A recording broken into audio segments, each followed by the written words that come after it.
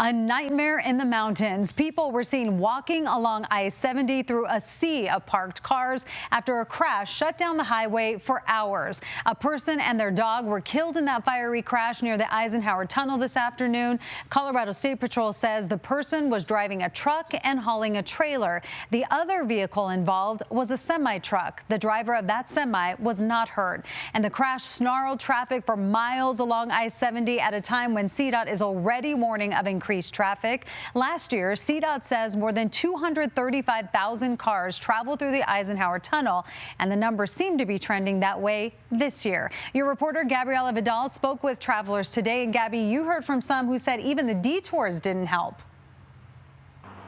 Yeah, Karen, as you can imagine, now it's a little bit easier to be getting along I-70 heading into the mountains, but it was a much different story earlier today. And this comes just one day since another fatal incident on I-70, a similar incident involving a car and a semi near Lyman. But in this case in particular, a man and a dog were pronounced dead. It's a tragedy that many people that were hitting the road today weren't expecting to encounter.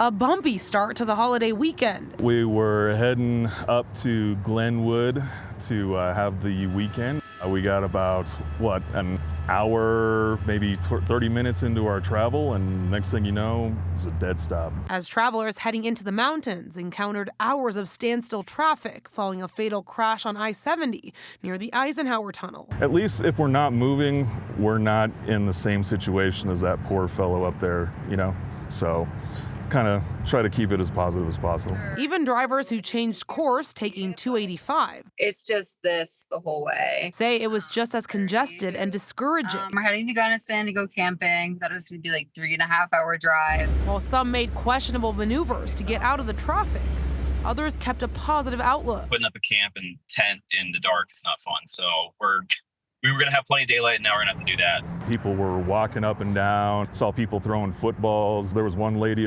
holding her baby out in the middle of I-70, and it's like, when is the next time you're ever going to get to sit out in the middle of I-70 and just throw a football? A roadblock that drivers say should send a strong message to anyone traveling this weekend to proceed with even greater caution entering the high country. If you have the ability to accelerate up the mountains, get out of the slow lane, because there's people that are relying on momentum to get up the mountains. Be courteous, I guess, of people who are towing what's going on around you. And I'm here off of I-70 near Morrison. Traffic is moving steadily right now, but Colorado State Patrol warned us yesterday following that other crash that people should maintain a safe distance, know where they're going, and also plan for alternate routes this weekend, especially with the heavy traffic that we're expecting to experience on the road.